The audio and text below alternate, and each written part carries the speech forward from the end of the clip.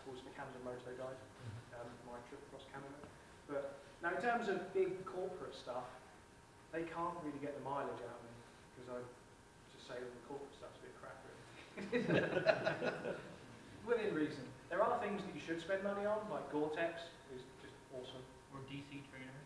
Or DC trainers, yeah. I actually told DC trainers, still wearing them now. I told DC trainers that I rode all the way back in a pair of their trainers and sent them photos and me at Everest Base Camp, and I didn't even hear anything back. That's very surprising. It really is.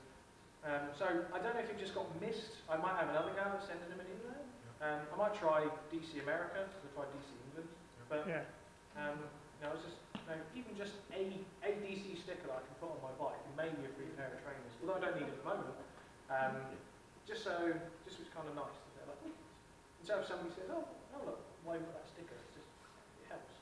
Now there's no real corporate sponsorship, not yet anyway. Maybe a mental health charity. We don't have enough to get down to Argentina now. We've added across Canada and back up through the States. We accidentally added a year onto our trip. Looking at Google Maps. Yeah. Yeah, we actually did the whole Google Maps thing of basically anybody who does Alaska to Argentina, because Alaska's got such a fine weather window, basically you do Alaska and then try and get through Canada as quickly as possible to get to the warmer states. That's the standard way of doing things.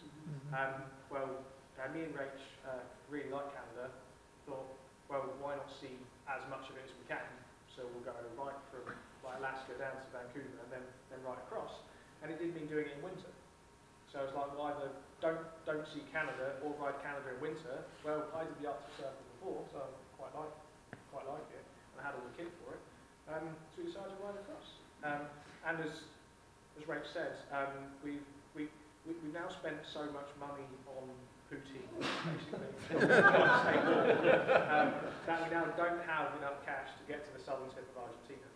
We worry about that when we get there. Yeah. Are you doing Horizons Unknown stuff on the way through? Like, are you dropping into any of the... If we can find a way to time one in, then yeah. Grant Johnson, who runs it, knows me well, and follows all my stuff and shares the chaos I've got online.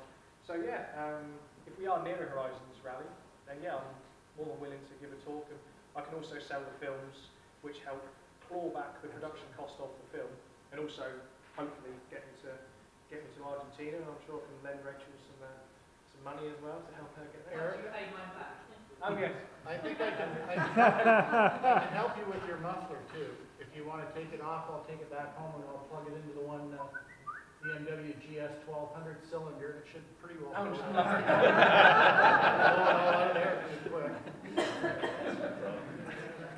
it might get the soul of the BMW though. Where you go. So you're planning to, are you planning to basically hit the East Coast through the summertime then? Is that the goal? Yeah, what I did start saying actually, and I forgot before, was I'm talking at the Touratech rally over in Washington State at the end of June. So the rate that we travel at, we can't actually ride back to Washington State by then, because we want to ride the Trans-America Off-Road Trail. So we're trying to work out what to do, because the original plan was to, at this time within reason, be somewhere at the start of the trail down in Tennessee within reason, and then ride back. But because we can't get there in time, we couldn't be further away. Yeah, we want to ride down to Tennessee and then back up to Oregon. So we are wildly optimistic about how long it will take to get. So we're going to. It's only that far on the map. Yeah, exactly. So we're going to do the tap in sort of spring, summer, going across. So we're going down the East Coast spring-ish, maybe a bit of summer, depending on how slowly we travel. But then what's probably going to happen is that we need to find a way to, maybe if Touratech will give us some flights, we can fly to the rally, talk, and then fly back. Or if they can get the bikes over as well, because the bike sells more films than I ever do talking. Because people just see the bike and they're like, what the hell? And then you tell them a story and they want to get a film, to actually see what it's all about. So yeah, so East Coast maybe in the spring, but we're trying to work out how to do the whole funds thing. But yeah, it's going to be an interesting twist of fate, because I actually started this trip in debt because I spent all my life savings and the budget for this trip and getting the film made.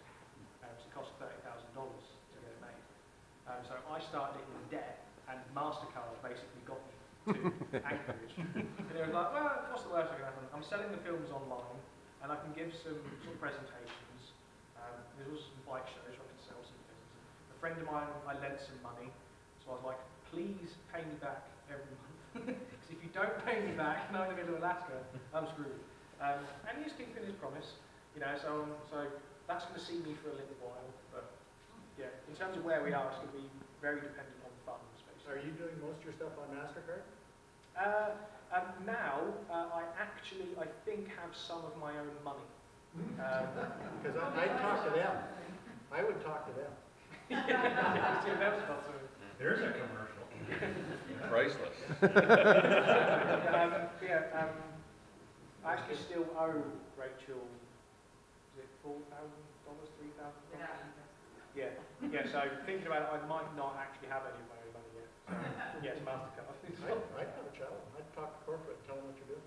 Yeah, it's worth a go. Well, I'll tell you right now, even if they do it at 2.9% instead of 23.9%, it makes a big difference in your life. Yeah, certainly does, yeah.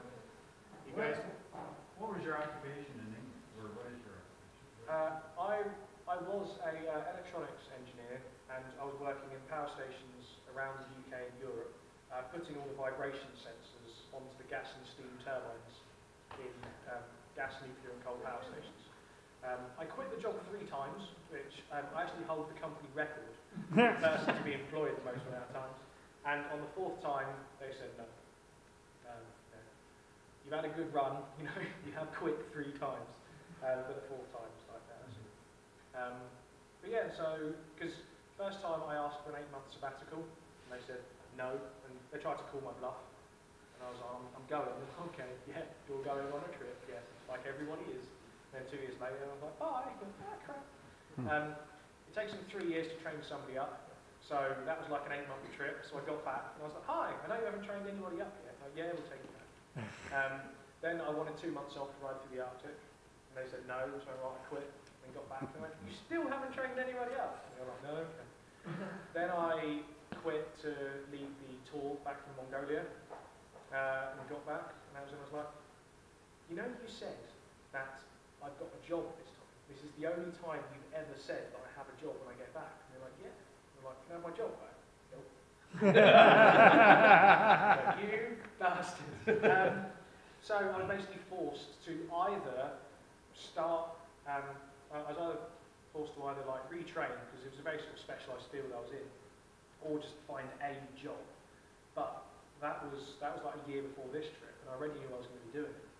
So anybody online knew that I was going to be going away, so employers now always look at your Facebook and go, hang on a minute, he's up to, you know, you said you're going to work here until you die. But yeah, so I decided to try and make a living by giving presentations and selling films. And it's just about working-ish. With the tour company when we get back. Yes, and also firing up the tour company properly when I get home, because that was chaos. And Rachel, what about you? I was a transport planner for a haulage and freight company. So you don't I have, worked with 40 truck drivers there. so you don't have a job when you go back? No, I was quit. I only had that job to make money to travel then. I was backpacking in Australia and New Zealand for a year and a half. Came back, thought, I want to do something. So I only got that job just by chance. It was in the paper. We'll worry about that when we get there. What was your daily mileage? On average now, coming across Canada? Come across Canada. It was very dependent on the cold. We also found that cold doesn't really relate to the physical number which you have on a thermometer, and it also sometimes doesn't relate to the wind speed. So like there was one day it was -26 when we were riding, which was the coldest which we had, and on days like that we could do maybe 120k. We averaged 40 kilometres an hour one day. Yeah. Ed bike wasn't working properly, we had a headwind. Yeah. And that was at its -20 something. Yeah. So how many hours were you riding then? I'd say most days we probably rode for the same amount, which is probably about 6 hours within reason, give or take. Or actually no, maybe down to about 4, because you get like 2 hours out of the fuel tank within reason.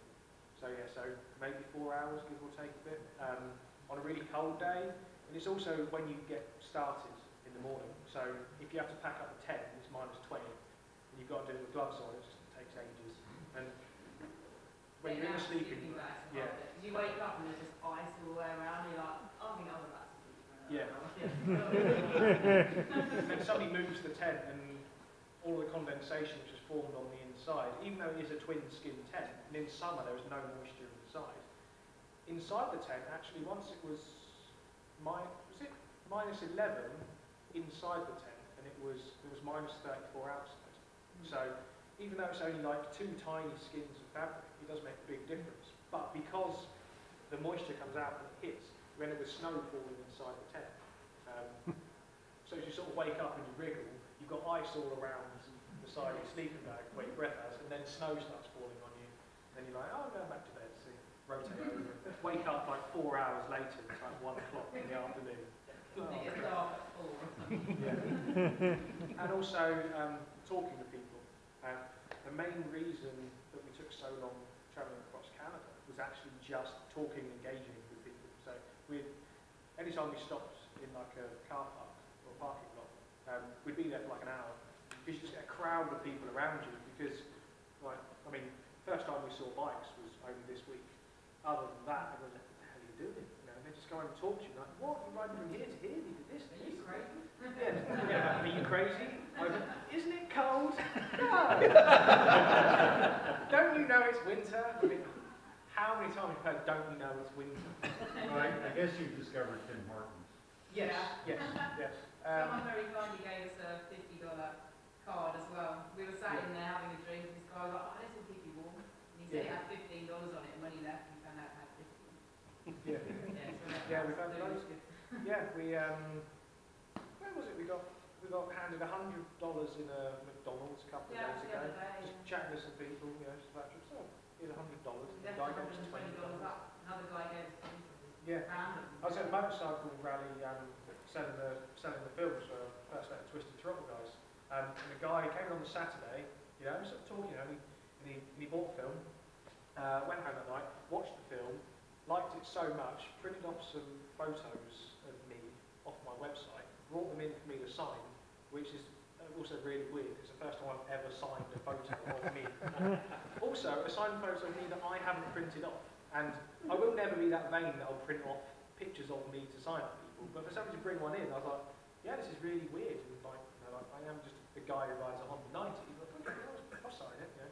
He said, oh, I'd like to give you some cash in order to help you on the trip, you know, to pay for some fuel and to help you get across Canada. And he handed me like some notes, and there were some 5s on the outside. I was like, oh, thank you very much. This is awesome. And you know, like I shook his hand, and as I sort of looked here, folded it over, and it was like, there's a 5, and there's a 50. And I was like, fucking hell, thank you very much. Do you want me to sign something else? Yeah, and he said, oh, it's funny. So like shook his hand, and then he sort of started walking off, and I was like, this is really weird, this will give me some money. And I was like, 5, 50, 50, 50, 50, 50, 20. I was like, there's $300 here. Sounds amazing. Hey, he's just given us $300. Rachel was like, get the photo of him. I was like, oh yeah. And he's just gone. He vanished. And at that moment, a sideshow emptied out, which is like a dirt bike show, and it just filled with people, and he just vanished, just gone into the ether. So many weird things happen. So many times we pitched the tent, and been like just like getting ready to get in the tent, and then somebody's come over, dragged us away into the house, and said, you can't get in the tent because you can't camp. Like, we camped next to a whole hotel, didn't we? Yeah. We went in to have a quick warm up. There's been a good Samaritan, the owner's given you a room, and just gives you a key, like, oh, so that's camping -20 something, as long as you're room. Yeah.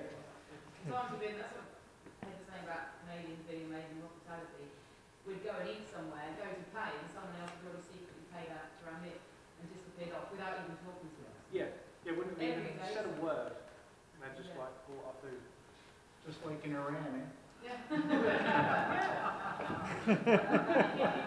It's hard to catch poutine from a truck, though. Very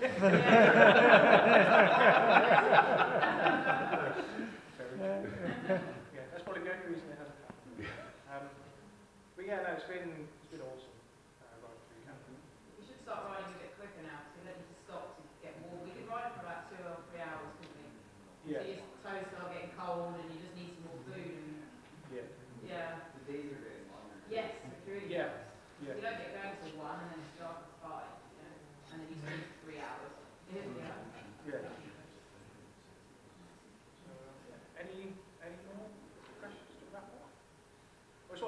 is that we'll be hanging around for a little bit to do some packing up, so I don't want sort of informal chit chat after that, after you buy a film, of course.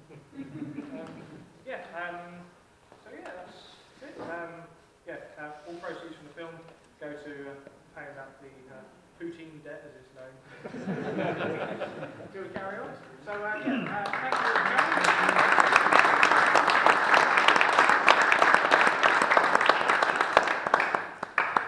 Hopefully you didn't find it too disorganised. I think as it went on it got better, but I haven't given this presentation for about a year now. So, a bit rusty. Not the bike. All the best in your,